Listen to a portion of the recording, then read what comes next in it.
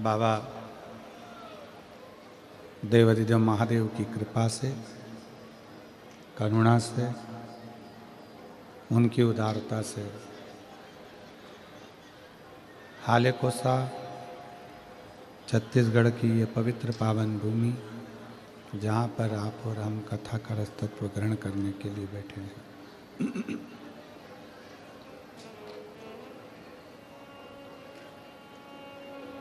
धान का कटोरा कहलाने वाला ये पवित्र छत्तीसगढ़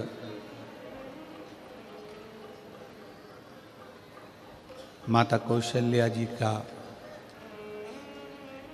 मायका, ये पवित्र छत्तीसगढ़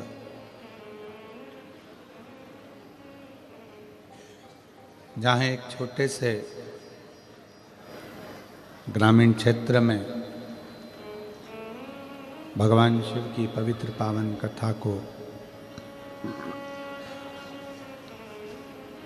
आप और हम सभी श्रवण कर रहे हैं, भगवान शंकर की कथा का रसतत्व ग्रहण कर रहे हैं।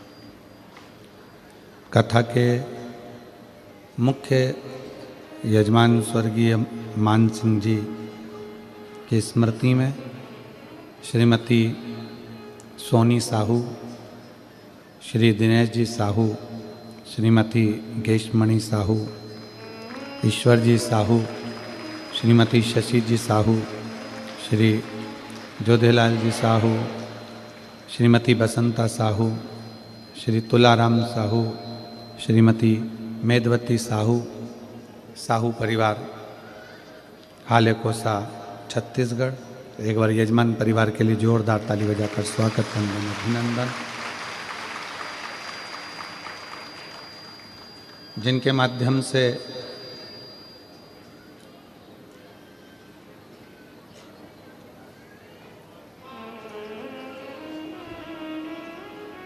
ये पवित्र पावन शिव पुराण की कथा आप और हम श्रवण कर रहे हैं। और तेरी कृपा बिना न हिले एक भी अणु, लेते हैं श्वास तेरी कृपा से तनु तनु। बखान क्या करूँ मैं राखों के ढेर का, चपटी बहुत में खजाना कुबेर का। हे गंगाधर मुक्ति द्वार ओंकार तू, भोले ओंकार तू। आयो शरण तिहारी शंभु तार तार तू। भगवान देवाधिदेव महादेव शिव शंकर उगरदानी त्रिकालदर्शी कैलाशी अविनाशी शिव, जो सदा कृपा करते हैं। आज कथा का 7वां दिवस हालेकोसा की इस पवित्र भूमि पर होने जा रहा है। रात भर खूब कड़ाके की ठंड पड़ी है और खूब ठंडी ठंडी हवा चली है। भगवान ने पूरा सत लिया है तुम लोगों का पूरा, और उस कड़ाके की ठंड में पूरी रात ठंडी ठंडी हवा, ग्रामीण क्षेत्र का, जंगल का क्षेत्र, और उसमें भी पूरी रात आप भगवान की भक्ति और उसको याद करते करते सुबह 8 बजे कथा के पंडाल में लाखों की संख्या में पहुंचे।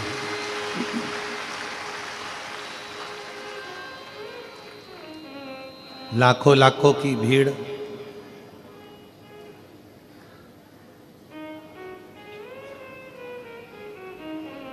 तुम्हारे मोहल्ले में, परिवार में भी अगर शादी हो ना, तो तुम ये पूरी रात बैठी नहीं रहो।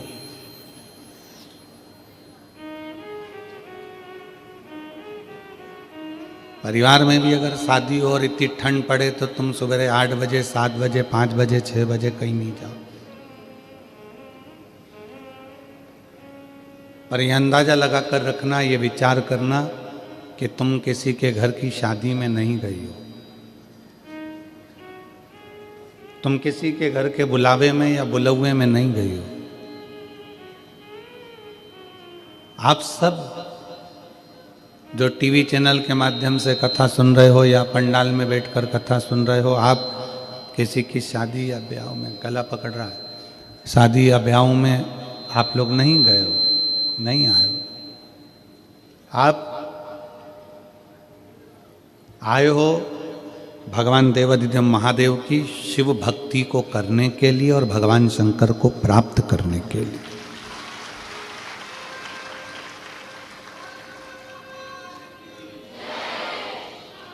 भगवान शंकर को प्राप्त करने के लिए आए।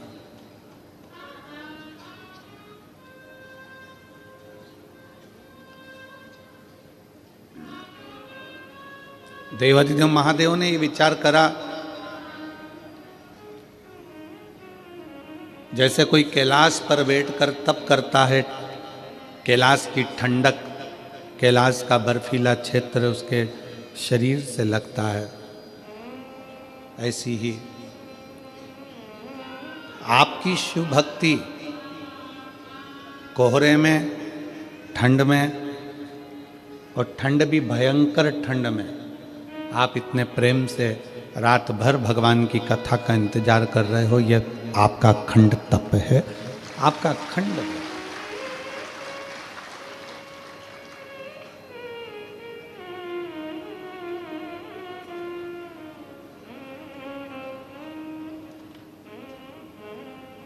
आज एकादशी भी है और हमारे भगवान शंकर की तो शिव भक्ति में सब कुछ समाया। रविवार, सोमवार, मंगलवार, बुधवार, गुरुवार, शुक्रवार, शनिवार, ये सारे वार और परिवार सब शिव का अविरल भक्ति है शिव। अब उसमें विचार क्या करना है कि हमको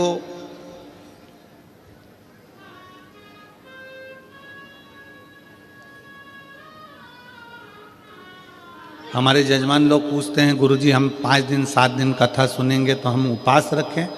हम उनसे कह देते हैं कि उपवास रखो, मना नहीं है, ना रखो वो भी ठीक है, पर इतना याद रखो कि उपवास एक और होता है। एक उपवास होता है आपका भूखा रहना, भोजन त्याग देना, खाना पीना त्याग देना, और दूसरा उपवास होता है कि सबके साथ रहो, भोजन भी करो, मना नहीं, पर दूसरा उपवास है किसी का दिल मत दुखाओ। ये सबसे बड़ा उपवास।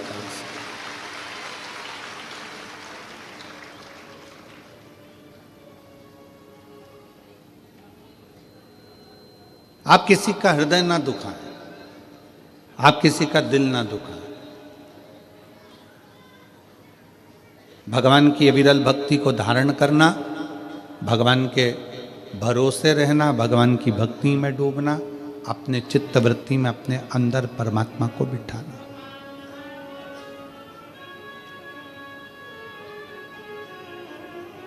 ठंड पड़ती है, कम्बल, रात को आप लोग रजाई कम्बल ओढ़कर सोते हो, पूरी रात रजाई कम्बल की और तुम्हारी लड़ाई होती रहती है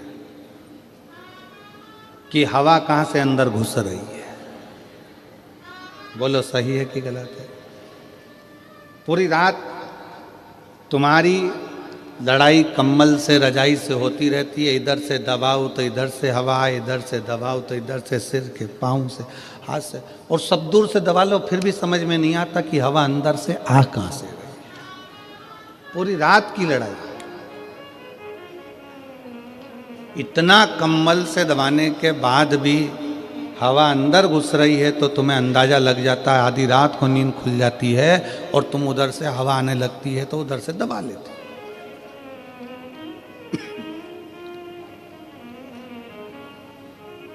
बस जैसे ठंड से अपने शरीर को कम्बल से बचाते हो, उसी तरह घमंड से, भगवान शंकर की भक्ति से आप अपने जीवन को बचा।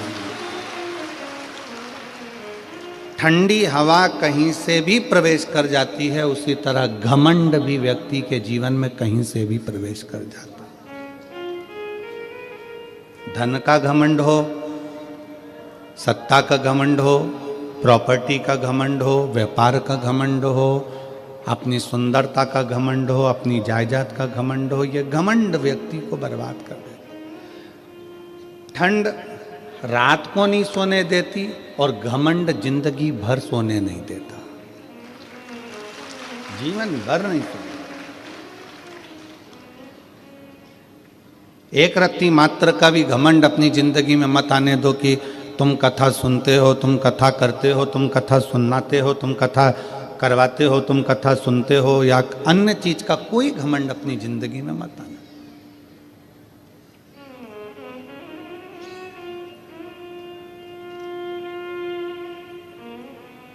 शंकर भगवान के मंदिर में जब भी जाते हैं अपन,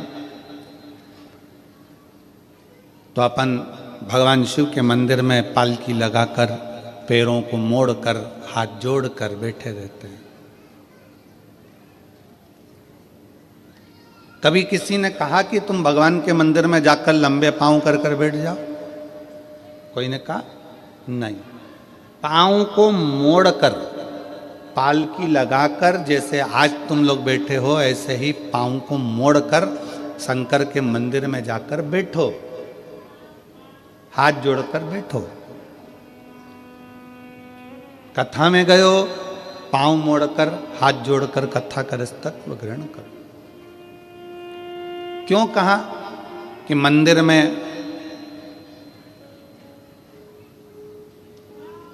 कभी भी अपने पांव लंबे कर कर नहीं बैठना, पांव मोड़कर बैठना। पांव मोड़ने से मतलब है कि मंदिर में जब भी जाना, भगवान के पास जब भी जाना, कथा में जब भी जाना, तो अपने दिल को संसार से मोड़कर परमात्मा के पास लेकर बैठना, तो परमात्मा मिल सकता। अपने मन को मोड़ो। एक गाना बीच में किसी ने गाया था, मैं निकला गड्डी लेके,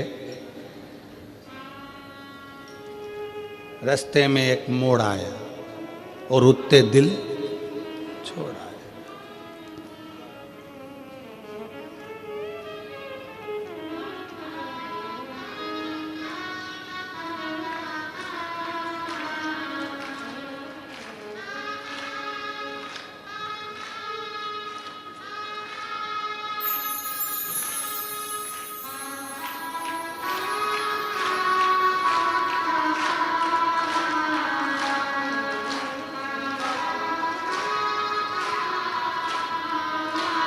अब वो कहा उस गाने में कि मैं निकला गड्डी लेके, रास्ते में एक मोड़ आया और उठते दिल छोड़ आया।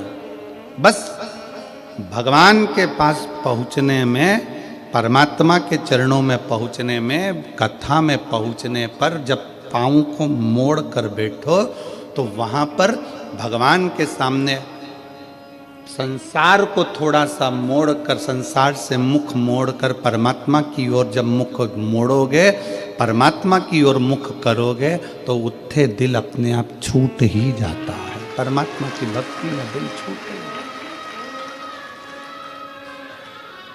गौ, गुरु और गोविंद, इन तीन के सामने कभी पांव पसार के नहीं बैठा जाता। पांव लंबा कर कर नहीं बैठते। किन किन के सामने? गौ, गुरु और गोविंद, मतलब भगवान।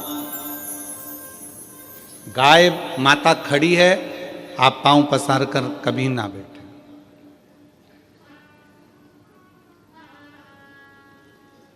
आप सबको मालूम होगा कि कृष्ण अवतार में एक असुर बैल का रूप लेकर आ गया।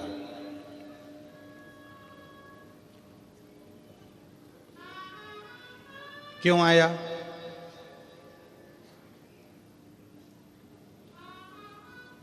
किस लिए आया? कामधेनु खड़ी थी, अरिष्टा ने अपना पांव लंबा करा और लेट गया। गाय के सामने पांव करा तो ब्रह्मा जी ने उसको श्राप दे दिया कि तू पृथ्वी पर जाएगा, असुर बनेगा। उसने क्षमा मांगी, मेरे को क्षमा कर दो। तो कहा द्वापर में भगवान कृष्ण आएंगे और तेरा संहार करेंगे, तुझे इससे मुक्त कर देंगे। तू बैल का रूप रख लेगा। और भगवान कृष्ण के सामने बैल का रूप रखकर गया। भगवान कृष्ण ने उसको पछाड़ कर उसको मुक्त करा। गौ, गोविंद और गुरु, इनके सामने कभी पांव पसार कर मत बैठना, कभी पांव लंबा कर कर मत बैठना। हम कई लोगों से कहते हैं आप कथा सुनने के लिए जाओ, शिव महापुराण की कथा श्रवण करने के लिए जाओ। अगर शंकर की कथा में जा रहे हो तो तुमको जगह मिले ठीक है, परंतु अगर ज़्यादा जगह मिल जाए तो अपने पांव लंबे कर कर कभी मत बैठो। पांव पसार कर नहीं बैठना, पांव समेट कर बैठो। भगवान शंकर के मंदिर में अपन पांव को मोड़ के बैठते हैं, हाथ जोड़ कर बैठते हैं, क्योंकि अपने दिल को मोड़ना है परमात्मा की ओर, भगवान की।